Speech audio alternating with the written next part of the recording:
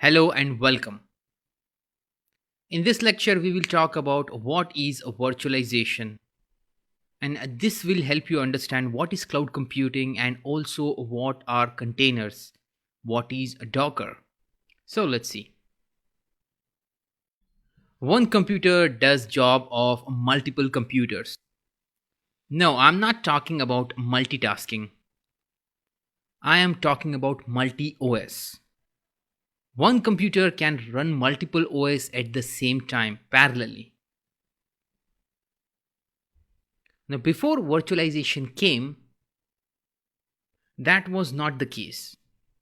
Before virtualization, also, we had softwares, services, apps running. And to run an app or a service like Tomcat or Apache HTTPD or MySQL databases, to run such services, we need servers. And that time, the only option was physical computers, like the one you would be using right now to watch this video. We have much more bigger computers in data centers. And always the idea is one service, one server. Or should I say one main service, one server. And this is for isolation. So if your database server is running, you don't want to run web server in the same machine or web service in the same computer. If we run multiple main service in one server, it's like putting all our eggs in one basket, which can lead to catastrophe. So this is called as isolation. And servers are always over provisioned. That means if we need 8 GB of RAM, we will go for 12 GB of RAM. IT team will always over provision servers. But server resources are mostly underutilized. You will say, if it's underutilized, then why is it over provisioned? Well, the IT team will always go for extra just in case, so they don't run out of resources. But all this results in huge capital expenditure and operational expenditure.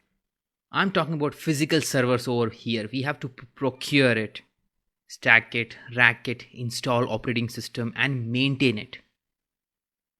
So if you have 10 services in a project, you need 10 servers minimum, and for high availability minimum you need 20, and definitely more than that. So it was kind of a big deal to run an IT project. Then came VMware with the concept of virtualization. VMware brought in tools or created tools which could allow one computer to run multiple operating systems. And that's how we can isolate, right? So instead of running multiple main services in one computer, we can run multiple operating system in the computer and run our services on top of that. So they will be isolated. And if you're thinking again, hey, isn't it the problem of one basket having many eggs or multiple eggs in one basket? Well, so let me tell you here, these physical computers can be clustered together so you can distribute your virtual machines. That later. But I just want to tell you that this thing is already taken care.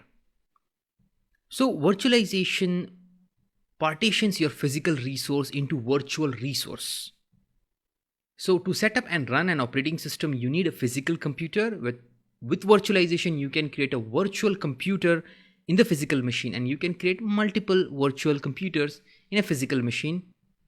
Think of them as baby computers living in the physical machine. And these virtual machines are isolated from each other because they have their own operating systems. And I'm talking about server virtualization, virtual machines.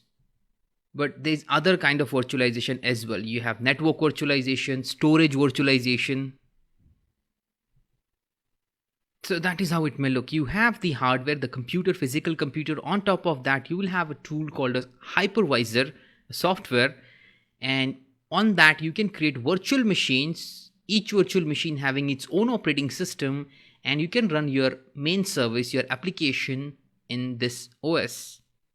So they are isolated from each other. Okay, let's discuss about some terminologies. Host OS. This is the operating system of the physical machine, physical computer. So currently if you're using laptop or a desktop to watch this video, the operating system of your laptop is the host operating system. A guest operating system is the operating system of the virtual machine. So virtual machines are also sometimes referred as guest machine. So host, guest. Get that because we will be using these terminologies a lot. VMs are the short form of virtual machines. Snapshot is a way of taking backup of the virtual machine. Well, we say machine, virtual machine, but it's really just set of files. So which can be backed up very easily, and there will be concept of snapshot in every virtualization technology to back up your virtual machines. Hypervisor is the tool or the software that let us do or create virtual machines. Hypervisor enables virtualization. There are two types of hypervisor. You have type 1, which is also called as bare metal operating, a bare metal hypervisor. It runs directly on the physical computer like an operating system, like here installing Windows 10 or you have Mac OS. Like that you will have hypervisor installed on the physical computer. Now this is only for production and it won't let you use this computer for other purposes. For example, VMware ESXi or a Xen hypervisor.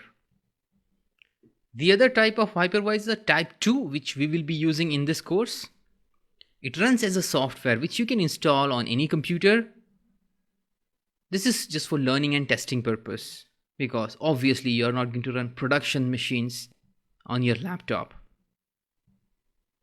Some example, Oracle VM VirtualBox, which we will be using in this course, VMware Server, and there are many other.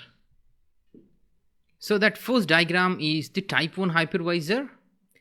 You have the computer, on top of that you have hypervisor, and then you create your virtual machine, install your operating system and run your app. This is for production and this also can be clustered. Type 1 hypervisors can be clustered together. So you can distribute your virtual machines on the cluster of hypervisors. So if one of the hypervisor goes down, the other can take or run your virtual machines. Type 2 hypervisor, which just runs like a software on your computer. This is for learning and testing purpose. So you will have your computer, on top of that you will have an operating system like Windows 10, Mac OS or even Linux. And like you install softwares, you're going to install a type 2 hypervisor. On that you can create virtual machines and install your operating system. Now there is a hypervisor called Hyper-V from Microsoft, and that can be easily confused as a type 2 hypervisor, but it is a type 1 hypervisor. Just a tip. Anyways, we will see in the next lecture how to do virtualization or how to create virtual machines on our computer, and we are going to also automate that setup. The reason of doing this exercises or creating virtual machine is so you can practice Linux and a few other upcoming tools in this course. So thank you for watching this video. I will see you in the next one.